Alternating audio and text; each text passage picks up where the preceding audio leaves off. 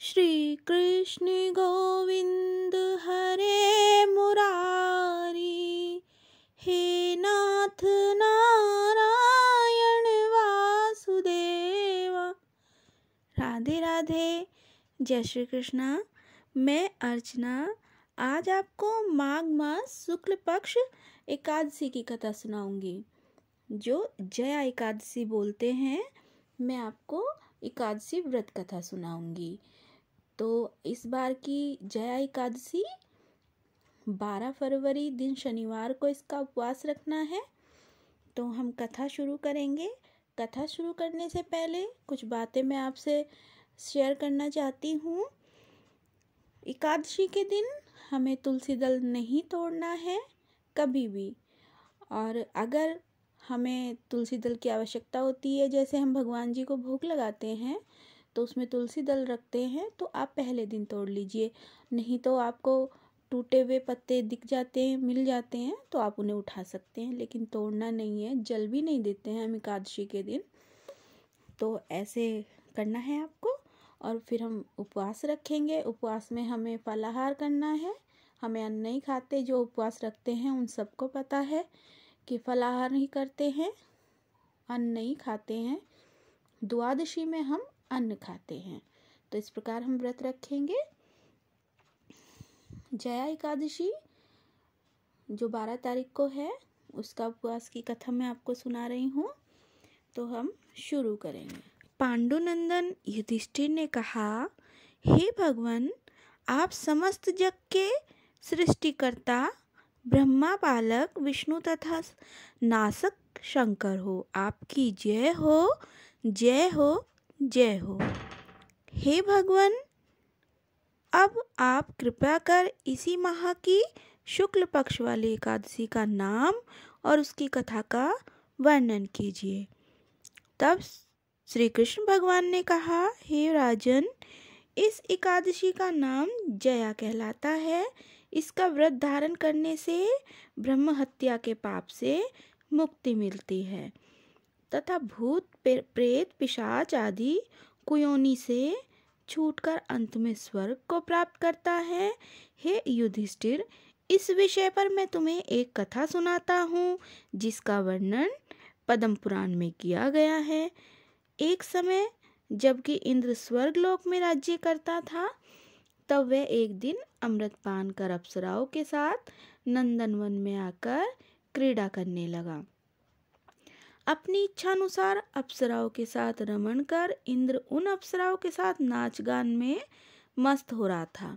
वहाँ गंधर्व लोग भी नाच गाने में लगे थे। गंधर्वों में प्रसिद्ध गंधर्व पुष्पदंत गान कर रहा था। चित्रसेन नाम का गंधर्व और उसकी पुत्री मालिनी तथा उसकी स्त्री वहाँ आई थी।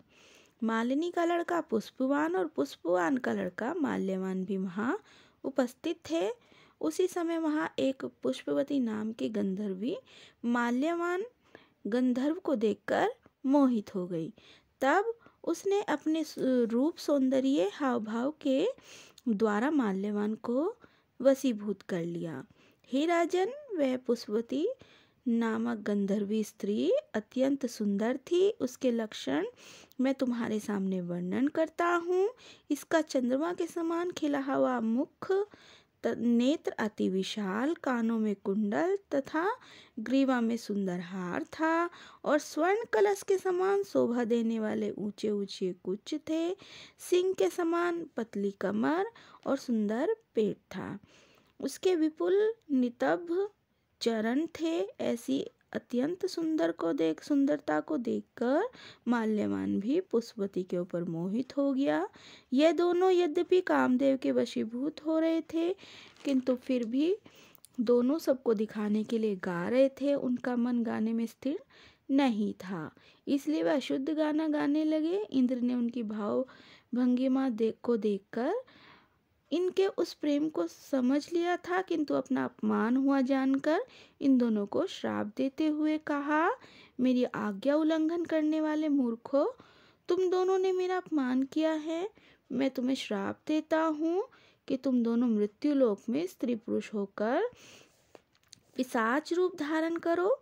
तब वे दोनों इंद्र के श्राप से अत्यंत दुखी हो हिमालय पर्वत पर पिशाच रूप धारण कर स्त्री पुरुष के रूप में दुख भोगने लगे। उस समय उन्हें गंध, रस और स्पर्श का कुछ भी ज्ञान न रहा।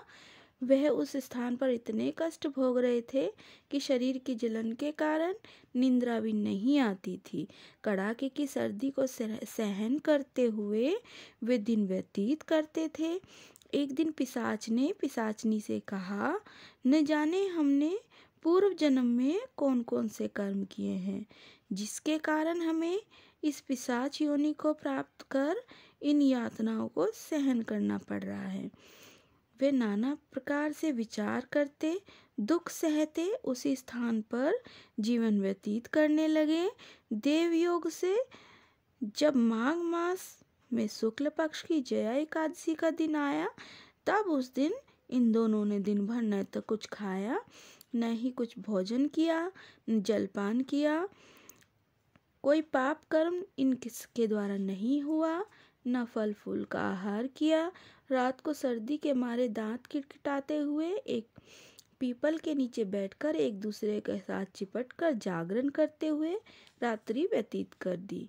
इसके प्रभाव से द्वादशी के दिन प्रातःकाल भगवान नारायण की कृपा से इन दोनों की वह पिशाच देह छूट गई और अत्यंत सुंदर अपनी पूर्व देह गंधर्व तथा अप्सरा की धारण कर ली।